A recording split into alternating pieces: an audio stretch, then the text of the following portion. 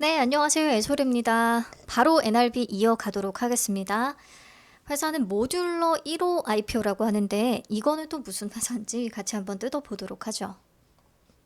네, 모듈러 건축 기업입니다. 모듈러 공법이란 무엇이냐면 공장에서 건축물을 구성하는 단위 유닛 형태의 모듈을 미리 제작한 뒤에 현장에서는 조립해서 건축물을 완성하는 방식을 얘기합니다. 건축물을 현장에서 공사하는 게 아니라 공장에서 제작해서 현장에서 설치하는 방식이라 OSC, 오프사이트 컨스트럭션 방식이라고도 불리죠. 사전 제작의 형태로 진행되기 때문에 공사 기간을 단축할 수 있어서 생산성을 높일 수가 있고 폐기물도 줄일 수 있어서 친환경 건축 방식으로 관심을 받고 있습니다. NRB는 이 모듈러 제품의 개발부터 설계, 제작, 설치의 모든 과정을 원스톱 서비스로 진행할 수 있는 국내 유일한 기업이라고 하네요. 자, 그럼 회사의 모듈러 공법이 적용된 포트폴리오들을 한번 살펴보자고요. 첫 번째 성과는 포스코 인터내셔널과 공동 개발했던 고창고등학교 모듈러 교사 이동영 학교입니다. 이후에 이 프로젝트의 저작권 일체를 양수받아서 브릿지 스쿨이라는 브랜드를 적용한 모듈러 이동형 학교 제품들을 공급하기 시작해요.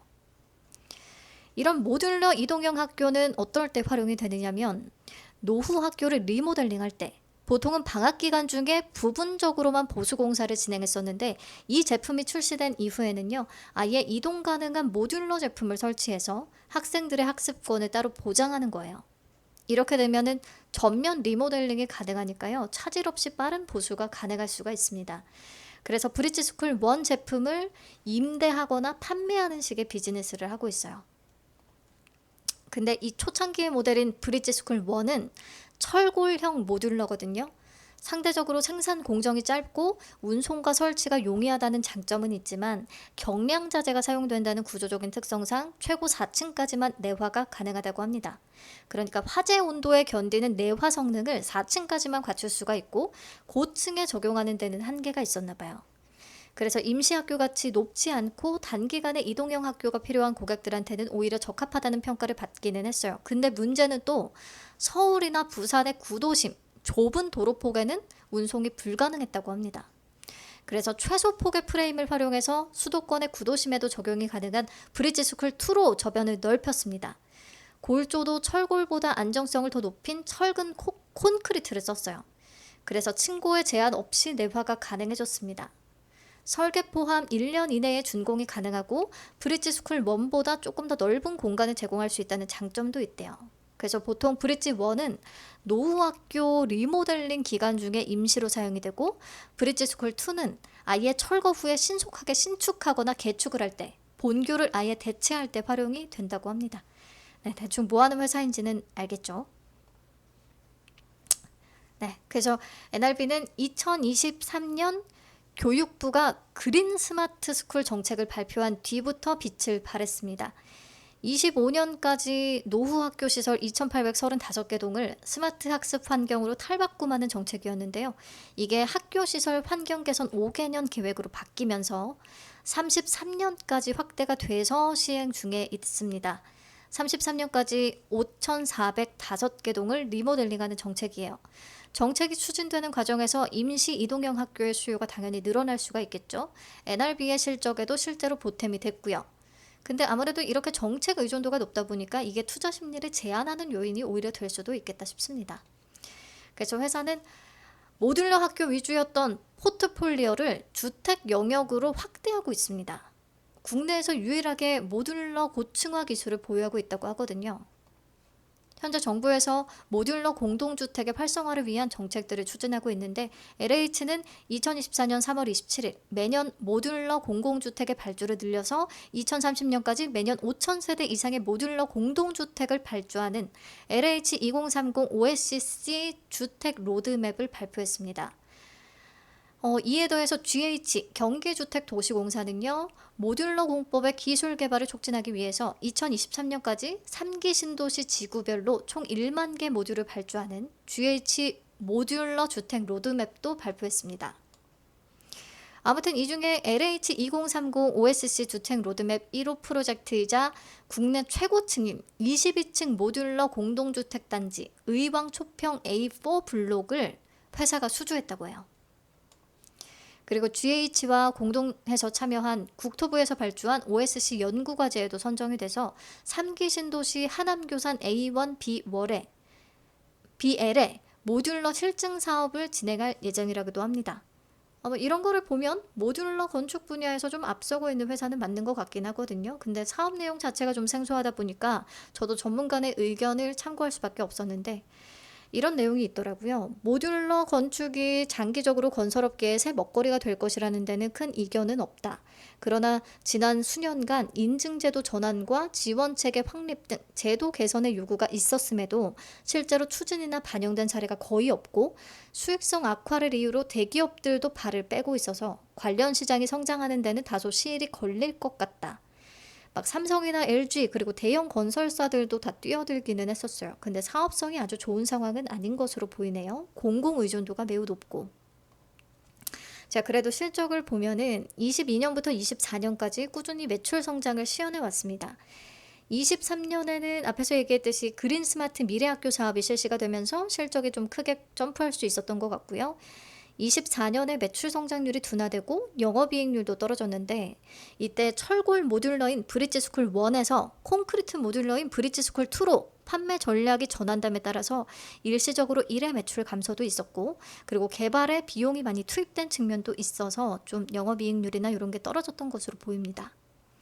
그래도 24년에는 공동주택 수주한 게 있고 25년 1분기에는 학교와 기숙사 판매한 건도 있어서 25년 하반기부터 매출이 반영될 예정이고 25년은 24년 대비 매출이 큰 폭으로 성장할 것이라고 얘기를 하고 있습니다. 그리고 회사는 23년, 24년 흑자를 기록했음에도 초기에 대규모 투자로 인한 재무 개선이 여전히 필요한 상태입니다. 22년과 23년은 부채가 총 자산을 넘어선 자본 잠식 상태였는데 지난해 상환전환 우산주가 보통주로 전환되면서 재무 건전성이 대폭 개선되긴 한 거고요. 그럼에도 여전히 부채 비율이 업계 대비 2배 이상 높고 차입금 의존도도 높은 편이라서 이자 비용에 따른 수익성 저하 우려도 있을 수밖에 없어요. 그래서 이번 공모자금의 약 70%는 차입금 상환에 쓰일 예정입니다. 이로 인해 수익성 개선을 앞으로 좀 기대할 수도 있기는 하겠지만 어떻게 보면 좀 아쉽기는 하죠. 운영자금이나 시설 투자 이런 게 아니라 대부분 차입금 상환에 쓰이는 거니까 우리 돈으로 빚을 갚기 위해 쓴다. 이런 인식이 생길 수 있는 부분. 네, 넘어가서 공모가 산정 내역 보겠습니다. 공모가를 산정할 때 EV 에비타를 활용했습니다. EV 에비타는 감가상각비의 비중이 큰 산업에서 쓰이죠. NRB 같은 경우에는 브릿지스쿨 브랜드가 90% 이상은 재사용될 수 있는 기술력을 갖췄대요. 그래서 전북 고창고등학교에 임대해줬던 모듈러도 다른 지역의 학교에서 2차례 추가 사용한 이력이 있다고 합니다. 이렇게 재사용이 거듭될수록 감가상각비가 누적될 수밖에 없는 구조라서 EV 에비타를 썼대요.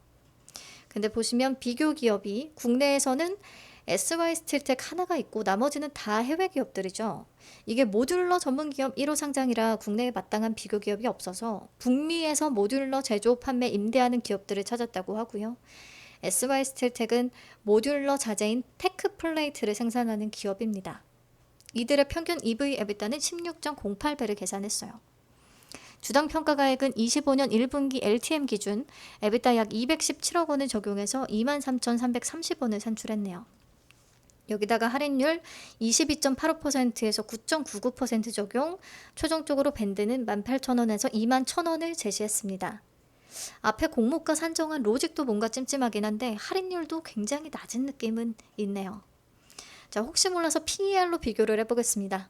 최대한 국내에서 NRB와 사업적으로 유사한 기업들, 앞에서 얘기했던 SY스틸텍과 그리고 모듈러 주택의 시공기업인 SY, 이들의 24년 순이익과 7월 16일자 시가총액 기준 SY스틸텍의 PER은 23.54배, SY는 58.10배, NRB는 하단 기준으로 퍼 93.9배입니다. 상단은 109.55배.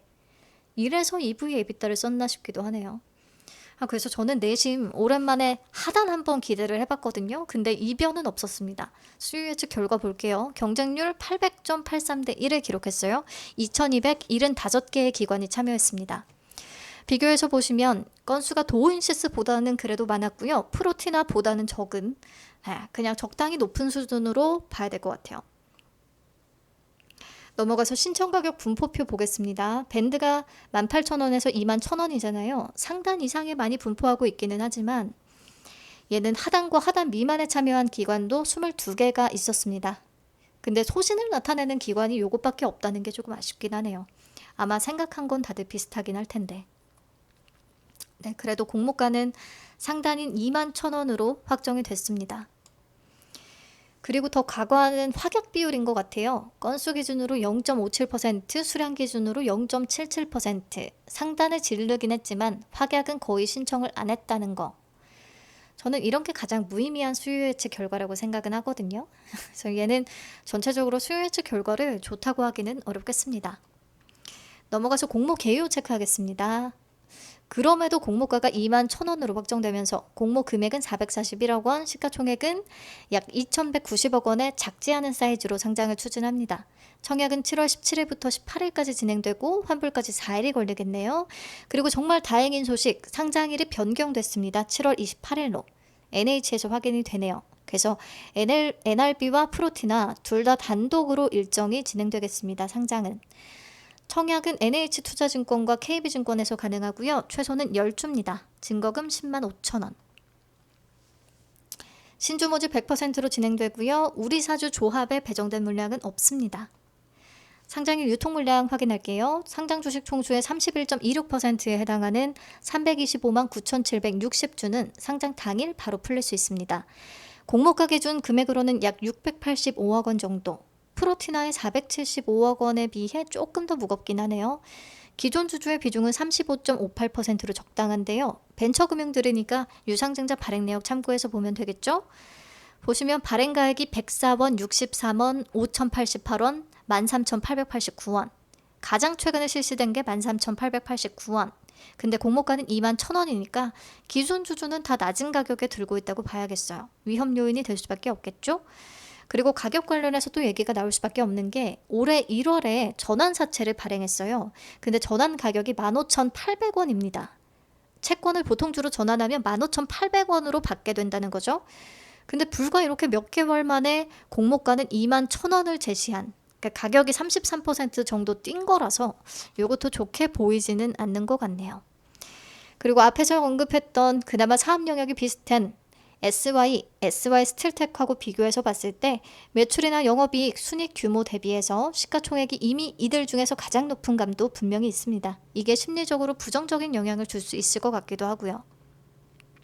그리고 내 맘대로 주가 계산을 해봤을 때 회사의 25년 추정순이익이 유진투자증권의 리포트상으로 24년 대비 4배 이상 늘어날 것으로 예측을 해놨더라고요. 다른 증권사 리포트는 나온 게 없고요. 참고해서 83억 원 할인 전혀 없이 그냥 잡았고요. 국내 SY 스틸텍의 퍼 23.54배만 적용을 해봤습니다. SY의 PER은 58.10배, 아웃라이어 수준으로 높은 것 같아서 제외를 했어요. 그러면 평가시가총액이 1,954억 원, 주당 평가가액은 약 18,738원, 공모가보다 약 11% 낮은 수준 산출되거든요. 이게 맞는 계산인지는 모르겠지만 이런 부분 때문에 개인적으로 가격이 통 내키진 않았습니다. 네, 그래서 장단점 정리하면 사실 이 종목을 막 믿고 갈 만한 어떤 한 가지 포인트가 딱 보이진 않는 것 같아요. 뭐 섹터 매력이 있다든지 가격 메리트가 있다든지 뭐 기존 주주의 단가가 높다든지 주당 단가가 싸다든지 그 어디에도 해당하지 않기 때문에 공모주로서의 매력은 다소 떨어지는 게 맞습니다. 그나마 단독 일정이 돼줘서 수익 구간이 좀 나오려나 싶긴 한데 앞에서 도우인시스나 뉴로핏이 잘 가줘야 얘한테도 수급이 좀 올 수 있을 것 같아요. 약간 애매하네요. 그럼 배정 물량과 청약 한도 체크합시다. NH의 36만 7,500주, KB의 15만 7,500주가 배정됐어요. KB가 물량이 조금 더 적고요. 최소는 둘 다 10주, 10만 5천 원. NH는 청약 수수료 2,000원, KB는 1,500원. 기본 청약 한도가 NH는 12,000주, 증거금 1억 2,600만 원, KB는 5,000주, 증거금 5,250만 원 되겠습니다. 이게 아주 인기 청약은 아닐 것 같아서 비례 경쟁률 차이가 생각보다 크지 않을 수도 있습니다. 우선 균등 예상을 해보면 사실 최근에 좀 애매하다 싶은 종목에는 15만 건 미만이 참여하긴 했거든요. 10만 건 초반대. 그래도 요즘 기본 참여도가 좀 높아졌던 거를 감안해서 15만 건을 잡았고요. 균등은 1.75주, 한 주에서 2주까지 예상합니다. 증거금은 3조 원 정도를 예상을 해봤고 이때 비례 경쟁률은 1088대 1 정도가 됩니다. 안전한 비례 한 주 증거금은 약 1,005만 원 정도. 2일차에 다시 확인은 필요하겠고요. 예상 경쟁률 기준으로 풀청약 시의 기대 수익 계산을 해보죠. NH의 12,000주 청약 시 균등은 한 주, 비례는 11주를 받게 된다면요. 20% 기준의 기대 수익이 54,000원, 30% 기준의 기대 수익은 75,600원. 이런 종목들이 수익 구간만 그래도 확실히 나온다고 하면 베팅을 해서 의외로 재미를 볼 수도 있는 거죠. 4일 파킹 이자는 약 25,700원. 근데 4일치 환불인데다가 기대 수익률을 좀 낮춰 잡아야 될 것 같아서 큰 재미는 없을 수도 있겠습니다. 자, 그래서 프로티나 대 NRB, 수요 예측이나 기존 주주 단가나 사이즈 모든 측면에서 프로티나가 앞서긴 합니다. 유통 물량 조건도 그렇고요. 유통 물량은 아니다. 기존 주주 비중은 NRB가 조금 더 낮긴 하구나. 아무튼 근데 프로티나의 청약 한도가 좀 낮기 때문에 우선 프로티나를 청약하고 남는 금액은 NRB까지 청약을 해봐도 될 것이냐 고민들을 또 많이 하시겠죠. 자, 동일하게 4,200만 원을 청약한다고 가정을 하고 기대 수익을 비교해 봤을 때요. NRB가 30% 정도의 수익 구간을 줄 수만 있다고 하면 NRB 선택하는 게 나쁘지 않을 수 있거든요. 물론 제 예상 경쟁률 기준이라서 다시 봐야 되기는 하겠지만 NRB 20%와 프로티나 60% 정도의 기대 수익이 비슷해질 것 같아요. 제 예상 경쟁률 하에서는. 그래서 이런 수익 비교표를 보고서 NRB 그래도 좀 해볼까 하는 사람이 많아진다면 제 예상보다 청약 건수도 경쟁률도 높을 가능성은 있습니다. 청약 당일 좀 경쟁률 참고해서 수정하고 비교해 보시면 될 것 같아요.